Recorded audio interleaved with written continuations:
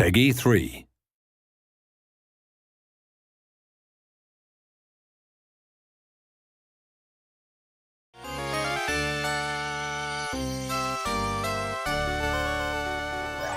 When I was thinking about what people remember fondly about the game, at the time I think it was enjoying the thrills and getting the timing right when they played it. I think enjoying the game world and experiencing the fantasy world of Disney were a big part of it too. What they'll see in the 2013 version will be nothing like the old game in some sense, but I'm hoping that players can relive the same emotions when they play it.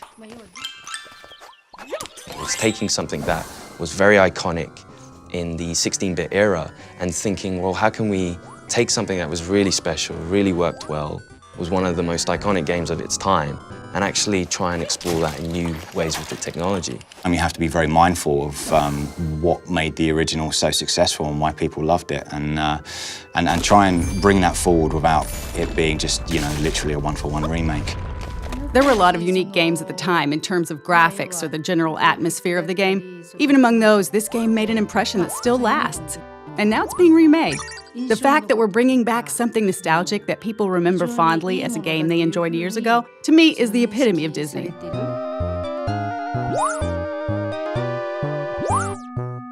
The original game, it just had a lot going for it. I think even the name Castle of Illusion was something cool, straight away Castle of Illusion says, oh, what's that? Oh, what's inside that castle? And then you've got Mickey Mouse, biggest character in the world, so straight away you're like, oh, that's awesome, we're going to play Mickey Mouse through this Castle of Illusion. And it innovated on all levels, camera, control, platforming, and I think the core gamers absolutely loved it. So that in essence, it's a very simple platformer, but it grabs the magic of Disney, the magic of Mickey.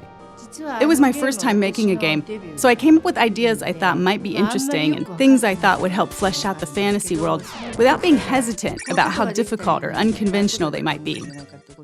In that sense, I think that helped us make a unique game. First, the animation was unique in that it used a remarkable number of frames in the animation for its time. We tried to use as many techniques from film animation as we could. Also, we put a lot of energy into the backgrounds for its time, packing in as much as we could given the memory constraints. I think both efforts paid off in terms of the game's graphic quality. A Disney animation is always moving, from beginning to end. At the time we were making our game, if you didn't do something on the controller, nothing would move at all. So we thought, if we want to bring Disney animations to life, we need things moving on the screen all the time. These days you see it in almost all games, but at the time, we were one of the first games where your character would move even when you're not doing anything. The amount of memory or VRAM that we had to work with at the time was really tiny. You need memory to make good, rich animations, but the way VRAM had been used prior to that point wasn't very well suited for animations like that.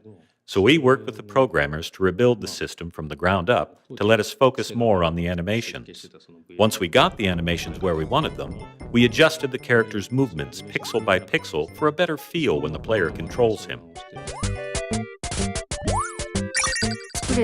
When we were told to make a Mickey Mouse game, I didn't want to make a game that was just about Mickey being cute.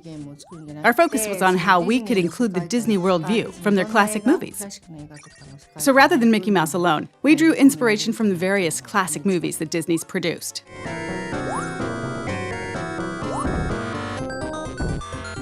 Games at the time were 8-bit or 16-bit, so there wasn't really a lot of room to work with. Most people in the industry weren't putting a lot of work into graphics or creating animations that conveyed a lot of character emotion. When we watched Disney movies and Mickey, it seemed like such a waste to take the fluid animations and beautiful backgrounds and turn them into pixelated graphics. So I think we put a lot more work into the graphics than any other title at the time. When we were making the Dragon Boss for the Candy stage, we couldn't figure out what to use for the dragon's body. Someone from Sega's US office sent us some licorice as a suggestion. Most of the team hated it, but I couldn't stop eating it. I was holding one of the hollow ones in my mouth and breathing through it like a straw as I worked, and ended up filling the whole room with the smell. When we were working on this game, I was focused on animations and recreating the world of Disney, and now, modern technology can deliver Disney visuals directly and cinematically rather than via blocky pixel graphics. The new game will be able to recreate the world of Disney movies on a level that we weren't able to reach. The world the game creates, and the game itself as well, will be that much closer to the world you see in the movies. People will be able to enjoy that as they play. The original game had this, and it's there in the remake as well. The essence of Disney, a positive world of dreams, peace, and imagination. It's the epitome of Disney, and I hope everyone enjoys that in the new game, too.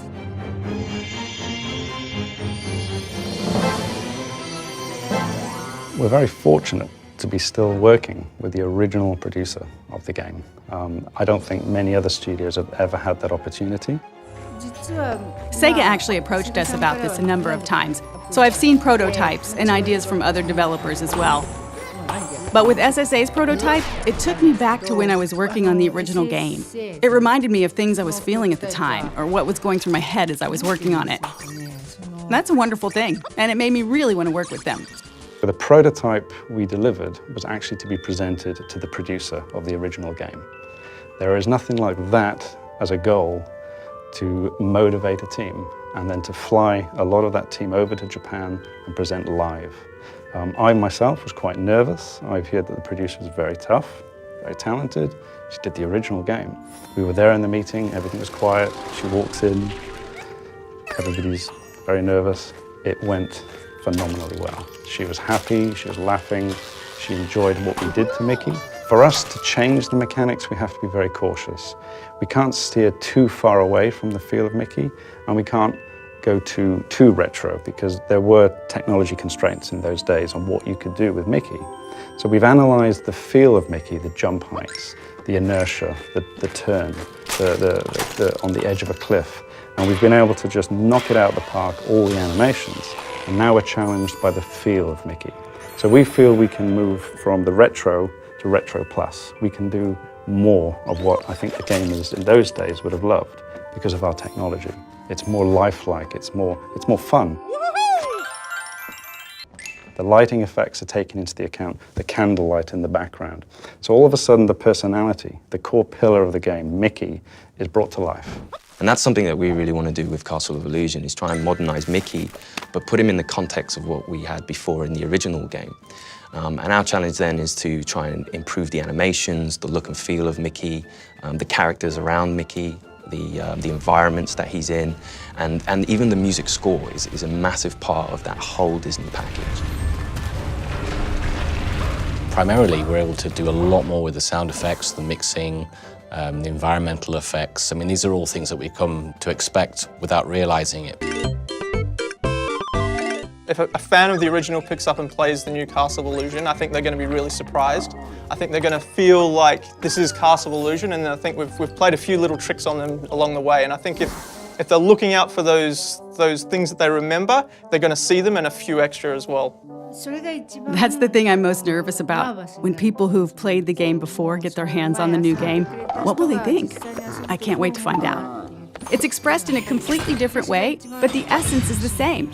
So I hope the enjoyment they experience from it is the same.